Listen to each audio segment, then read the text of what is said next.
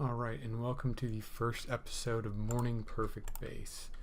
This is going to be a I just started and it looks like I've got a little bit of rubber banding going on just from connection issues. As you may or may not know, this is Perfect Base 4. This is my current project in Minecraft. And as I often do, what I'm going to do is talk a little bit about the news. The difference between Morning Perfect Base, my regular Minecraft news for adults, is that what's going to happen here is that I am just going to talk about the news. It's going to be a lot lighter. It's going to be a more broad overview of things that are happening. I don't have the time to research every little thing. Actually, because this is the first episode, I did research it a little bit much. I get curious. It's hard for me to say stuff and not know if it's true or not. So it's important for me to say, hey, who's Paul Manafort? I know he's a Trump guy, but what exactly did he do? And multiple choice question, I'd probably say campaign manager, but you want to check, you want to know, because if you're going to talk about something, even though it's not always possible, you want to talk authoritatively about it. So this is Morning Perfect Base. I got to check my notes still. It's going to be a little shorter than Minecraft news for adults. It's going to be 15, well, I guess about the same length. But, and I'm just going to talk briefly on a few different topics, just news articles, things of interest, ideas I got, kind of a big notepad. And then it's going to, because all of this is written down and it's going to be displayed for me to read about, means I can go back and I can, let me check my dig here. I think I'm good. I can go back and I can reference that later. And maybe if there's something in here that intrigues you, that you want to hear more about, that I didn't get to sink my teeth into, you just let me know. And I'll try to cover it in more depth somewhere else. Maybe I'll throw it into, a more in-depth Minecraft news for adults. Maybe I'll tell a little story or discuss the principle in an episode of The Beige and the Bold, whatever. Anyway, the first one's going to be call ID spoofing. This is something I have a cell phone, so it doesn't happen to me too much. My cell phone's actually a Washington area code, and so I do get Washington calls. And because a lot of my past is something that I've just sort of cut off and I never look back on, I have never been even partially inclined to answer those numbers. But it turns out those numbers are all spoof numbers. If they'd been numbers from the area code of the place where I actually live, I might have answered them. And that's a new trick that, I would say scammers and telemarketers, but there's not a lot of difference there, honestly. Scammers are more overtly malicious, but, none of these people are looking out for their own, for your own good. They're just trying to get money out of you like you're a human vending machine. So, they've learned that people, oh dear, I was supposed to go back and drop some of this stuff off. All right, well, let me go back to the house right quick then. Anyway, they're just trying to get money out of you. And, hook or crook, really. And so what they've learned to do is they've learned how to fake those phone numbers. Well, how do you fake a phone number? So, what they do is, whenever you make a phone call, it actually puts your number, sometimes your name and number, but usually just your number, into that signal so that people on the other end know who it is. Well, voice over internet protocols, VoIP calls, they don't have that. So what happens is that you can actually buy those for VoIP calls. You can just buy an outgoing number. And with the easier accessibility to VoIP calls these days, and with a lot of online service providers and people who just make software, it's become really easy to just pay someone some money, get a VoIP line, and then have a computer automatically come up with an outgoing number, and then you call somebody with it. And hopefully they pick up, and then the use of you as an example in this situation falls apart slightly, because I assume that you would not steal someone's credit card information under the guise of providing them with debt relief. But that's what these folks do. Anyway, so, boop, boop. Sorry, 1 second. I gotta execute some higher brain functions. I don't know how regular streamers do it. I don't know how they continue talking and continue creating any sort of long-term planning. I was recently watching a guy, YouTuber, I think his name was A-Spec, and I also reserve the right to go off topic in this little thing. And everyone's talking about how he's this great Stellaris YouTuber, and he's got a couple of Let's Plays, but really, the guy does not commit to the Let's Play, and that's not an insult. God damn it, cobble goes out here. I'm making a new base here, and I think one of the first rooms I'm gonna have to make is a storage room, let me tell you. Because you accumulate stuff, especially if you're digging out this wall. I was gonna go right into laying down the sandstone for the wall, to be honest with you. I was gonna go right into that. But, you know, I don't think I'm gonna be able to do that. You see all this sandstone? I still don't think I'm gonna have enough sandstone for it. I might be able to make an outer wall, but the 3 block thick sandstone that I originally envisioned probably isn't gonna fly. You can be my number one. My number one thing for stuff. Damn it. Go in there. Alright, I need shovels. Damn it. Well, I needed free inventory. So I put up my freaking cobble. And I put it all outside because of my exquisite organizational skills. Fuck off. These guys are all forest guys. Which is annoying as heck because I don't really want forest guys. I'm also going to try to keep the swearing to a minimum here. It's not going to be edited like the beige and the bold, but it is going to be a little more freeform, and I'd like for this to be a general audiences deal. I know Minecraft News for Adults is definitely not general audiences, but I would like this to be a little more accessible. I like doing this. I like this project, and, you know, I kind of want to share it. Where are we going? Yeah, I'm getting this dirt. I don't know if you guys watch Minecraft News for Adults. I kind of compulsively get blocks. That's why I have all these dirt blocks. I know there are people out there who have furnaces, and they will just throw things right into a furnace. That is foreign to me. There are so many times in this game where I have needed. That is a center block for a wall. So this is going to be... That's going to be the outer block for the wall, and it's going to be the center block for the wall. So that is bordering on Antarctic. So anyway, getting back to the VoIP stuff. So the solution that we seem to have right now is for FCC Chairman Ajit Paj. Let me finish. Okay, I know he's the douchebag du jour because, you know, he helped kill net neutrality because he's not a smart person.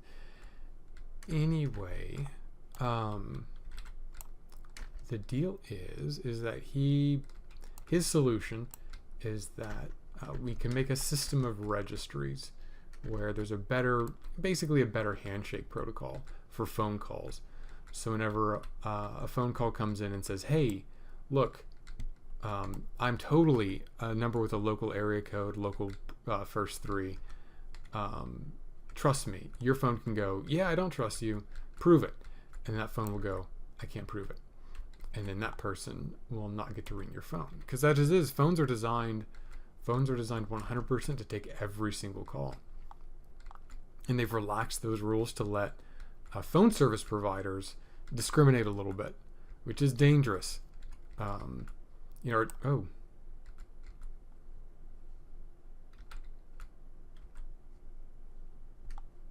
Okay. All right. So at some point, this is going to be a new storage room.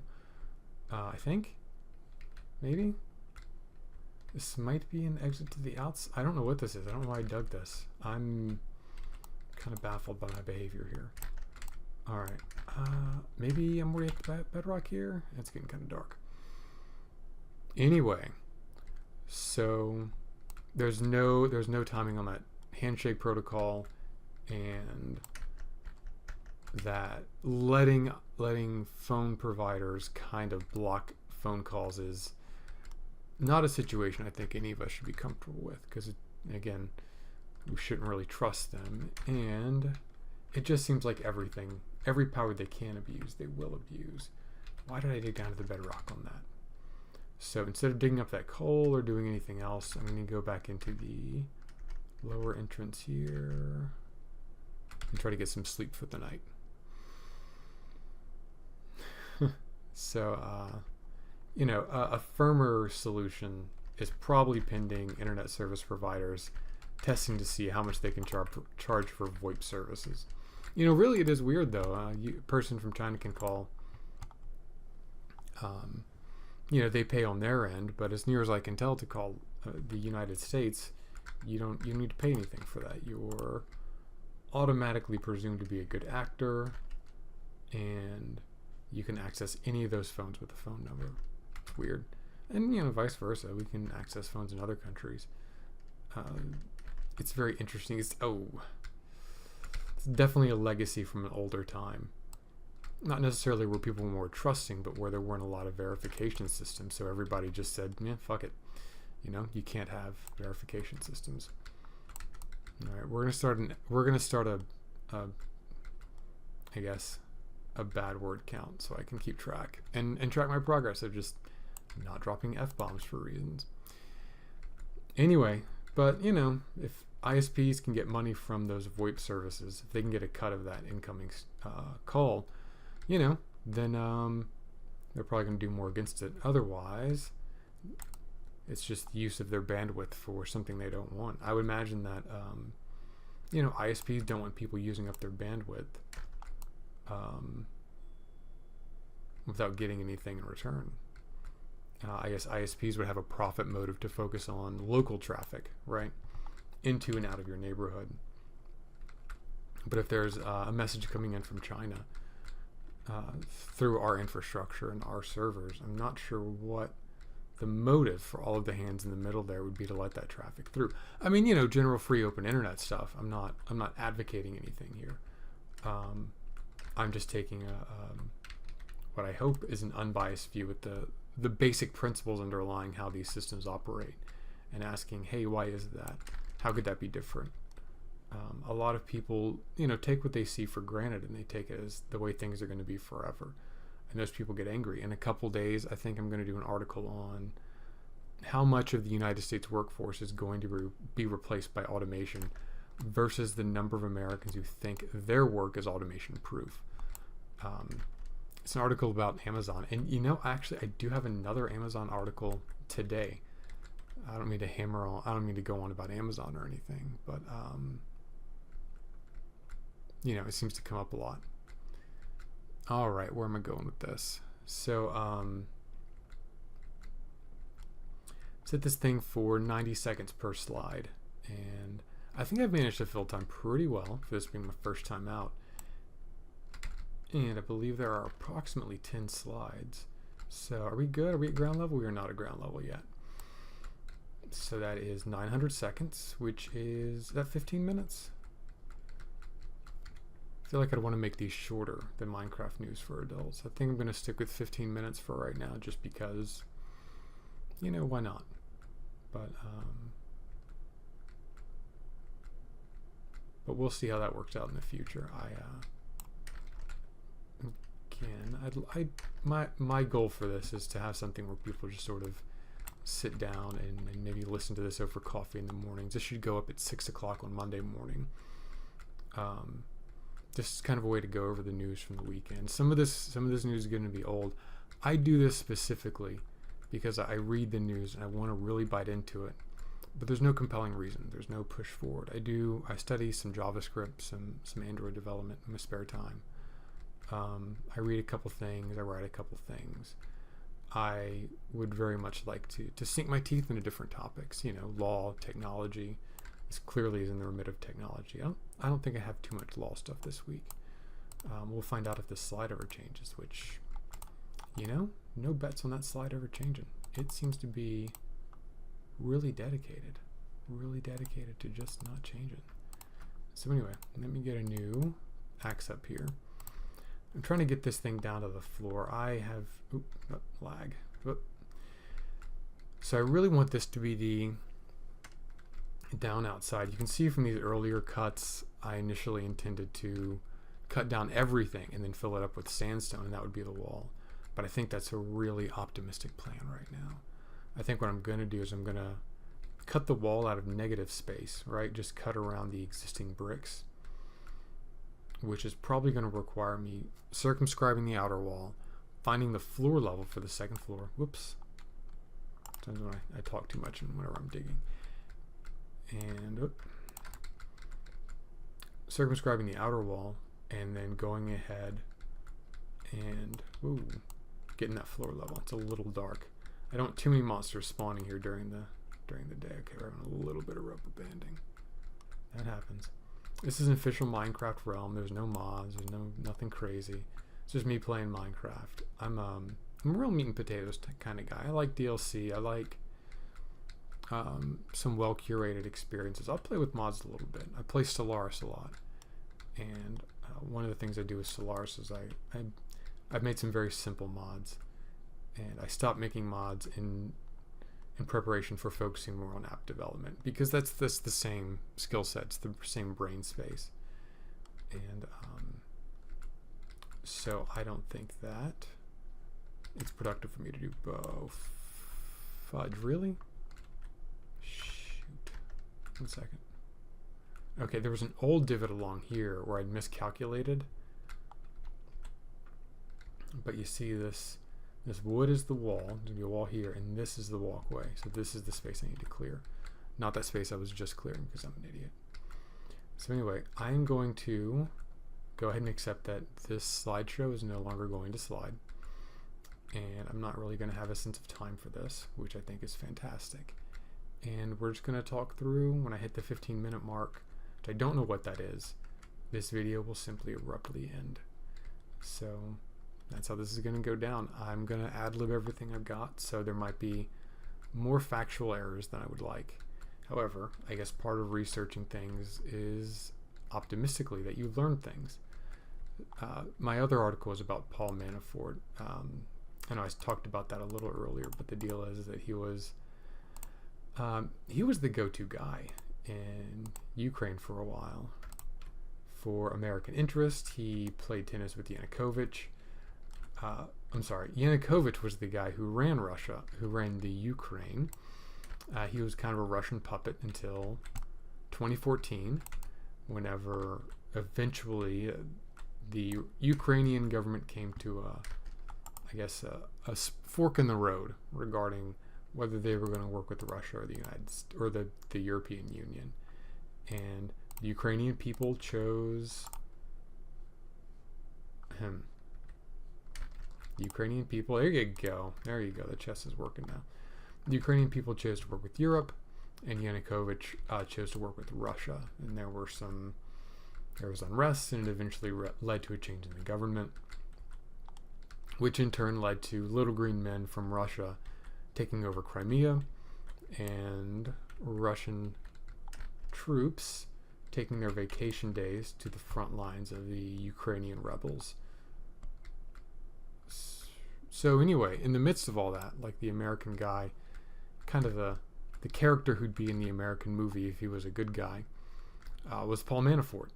And he was kind of wiped out at the same time the corrupt pro-Russian president was. So, you know, you can kind of figure the sides out here. Anyway, Manafort is currently being indicted by the FBI for laundering money. His countersuit against the FBI has been that, can I make a complete run around the external walls of my base? That'd be really sweet. I would like that so much. So anyway, his countersuit has proposed that, alright, put some stone down here, proper stone, not cobblestone, has been that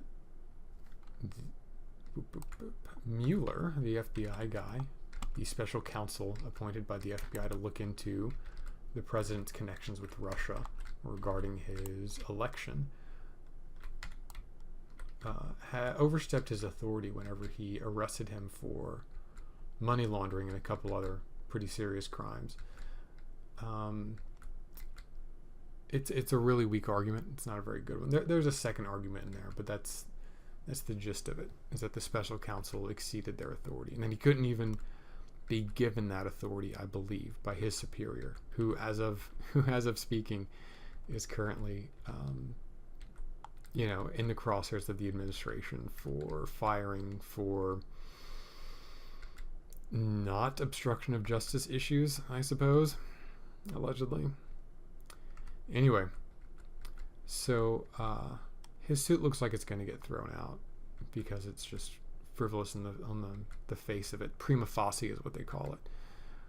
And the weird thing is that his damages are to remove Mueller as special counsel, which, as is often the case with folks who work for the president and who've been subsequently removed for reasons, it seems that he's possibly just currying favor with the president so that he can have a pardon whenever he is convicted. Anyway, so that's certainly one case. It's a strike against the practice of the FBI to prosecute people and then to lessen their prosecution in exchange for their cooperation. If anyone you can threaten with prosecution can be pardoned by the president, it really weakens your hand in these sorts of investigations. But I am not an expert on these things. My area of knowledge is civil litigation. So the criminal side, especially when it comes to federal cases, is somewhat limited. Regardless, Manafort is out on a $10 million bail, I believe. He's got an ankle tracker and enough money to hire a private jet. But, whatever. Our next story is going to be the one about the new Amazon Go store. So Amazon has this new store. You sign in with the phone, and using AI, it tracks you through the store, takes note of everything you take because it knows where everything is, and then